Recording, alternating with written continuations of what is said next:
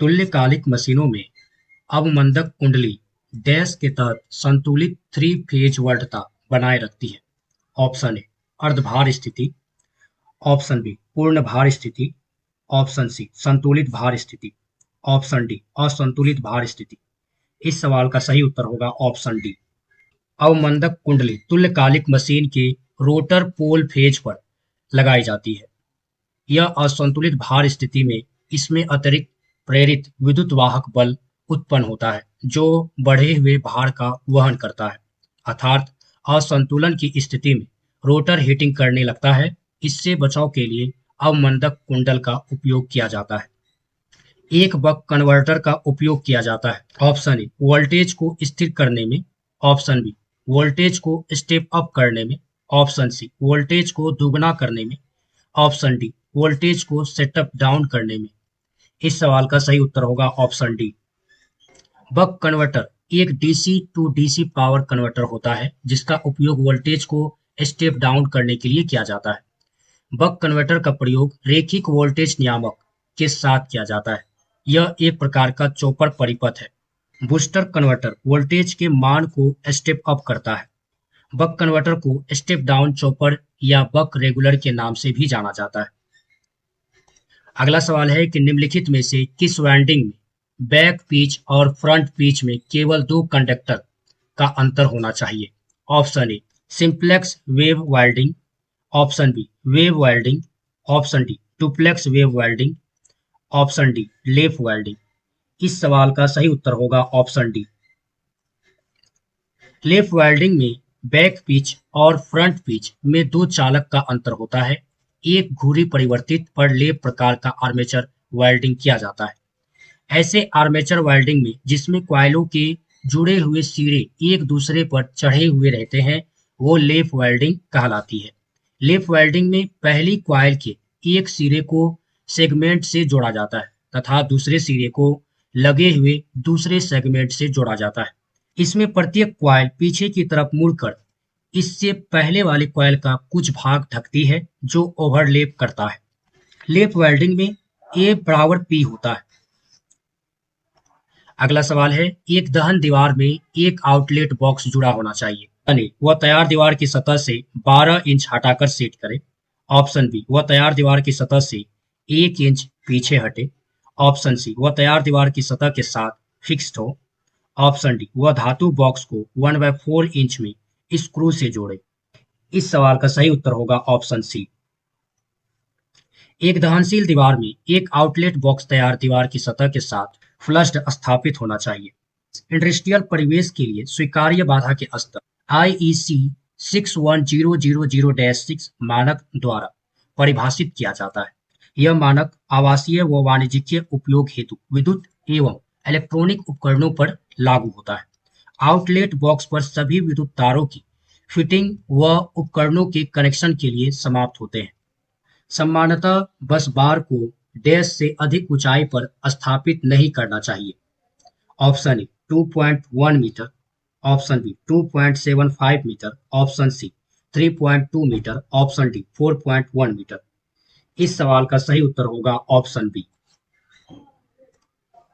सामान्यतः बस बार को 2.75 मीटर से अधिक ऊंचाई पर स्थापित नहीं करना चाहिए। बस बार में सामान्यतः एल्यूमीनियम व कॉपर के चालक का प्रयोग किया जाता है। इसमें गोल या आयताकार पाइप का प्रयोग किया जाता है। इसकी ऊंचाई 2.75 मीटर होनी चाहिए। अगला सवाल है जहां यांत्रिक और अग्नि सुरक्षा की आवश्यकता है वहां किस प्रकार की वायरिंग की जाती है। Option A casing capping, option B batten, option C PVC, option D नलिका। इस सवाल का सही उत्तर होगा ऑप्शन डी। जहां यांत्रिक और अग्नि सुरक्षा की आवश्यकता है वहां कंड्यूट वायरिंग की आवश्यकता होती है। यह एक अस्थायी प्रकार की वायरिंग है। यह वायरिंग यांत्रिक चोटों से सुरक्षित होती है। यह वायरिंग नमी, वर्षा आदि से सुरक्षित रखती है। यह वायरिंग की स्थापन मूल्य अधिक है और इसकी स्थापना के लिए कुशल कारीगर की आवश्यकता होती है। अगला सवाल है कि एक इंडक्शन मोटर ड्राइव के लिए परिवर्ती वोल्टेज परिवर्ती आवृत्ति की आपूर्ति के लिए यह रेक्टिफिकेशन अनियंत्रित है जो वोल्टेज और फ्रीक्वेंसी निम्न में से किस से नियंत्रित किए जा सकते हैं? Option A three phase bridge inverter, option B pulse width modulated inverter, option C दो phase bridge inverter, option D single phase bridge inverter. इस सवाल का सही उत्तर होगा ऑप्शन बी। एक इंडक्शन मोटर के लिए वेरिएबल वोल्टेज वेरिएबल फ्रीक्वेंसी की आपूर्ति के लिए यदि दृष्टिकारी अनियंत्रित है तो वोल्टेज और फ्रीक्वेंसी पल्स विड्थ मोड्यूलेटेड इन्वर्टर से नियंत्रित किया जाता है। अगला सवाल है कि जब एक एसी वीवीएफ ड्राइव को एसी वीवीएफ ड्राइव में बदली जाती है तो बिजली खपत की न्यूनतम प्रतिशत बचत में लगभग कितने की अपेक्षा की जाती है? Option A 0.3%, option B 30%, option C 10%, option D 175%। इस सवाल का सही उत्तर होगा ऑप्शन बी। एसी वीवीएफ के स्थान पर एसी वीवीएफ ड्राइव का उपयोग आमतौर पर दो स्पीड सिस्टम का आधा हिस्सा होता है। इसमें चल रही मशीन से विशेष रूप से पूर्णयोजी स्थितियों के दौरान ब्रेकिंग के समय जहां डीसी इंजेक्शन ब्रेकिंग सिस्टम की आवश्यकता होती है, तब एसी वीवीएफ ड्राइव आमतौर पर 30% से अधिक की विद्युत की बचत करती है। अगला सवाल है कि जीएम सेट के नियंत्रक पट में स्वचालित स्टार डेल्टा स्टार्टर का प्रयोग किया जाता है। इसमें ट्रांजिस्टर्स के अतिरिक्त कौन सी अन्य युक्ति अति आवश्यक होती है? Option A timer, option B tipping relay, option C push button, option D सूचक लैंप। इस सवाल का सही उत्तर होगा ऑप्शन ए। जीएम सेट के नियंत्रक पट में स्वचालित स्टार डेल्टा स्टार्टर का प्रयोग किया जाता है। इसमें ट्रांजिस्टर्स के अतिरिक्त टाइमर युक्ति अति आवश्यक होती है। कुछ विद्युत परिपथों के लिए टाइमर नामक युक्ति भी आवश्यक होती है। टाइमर थर्मिस्टर प्रतिरोधक संधारित्र यांत्रिक अथवा विद्युत चुम्बकीय प्रकार का होता है।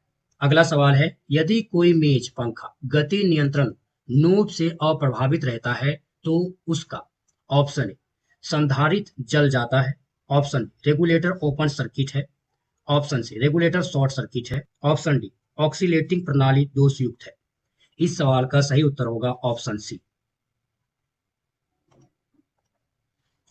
यदि कोई मेज पंखा गति नियंत्रित नोब से अप्रभावित रहता है तो उसका रेगुलेटर शॉर्ट सर्किट है। जिस पंखे को मेज या टेबल पर रखकर प्रयोग किया जाता है इसे मेज पंखा या टेबल फैन कहते हैं। यह भी विद्युत ऊर्जा को यांत्रिक ऊर्जा में बदलता है। इसमें कंडेंसर पैनल से नीचे लगे होते हैं। यह 120 डिग्री तक रोटेट करता है।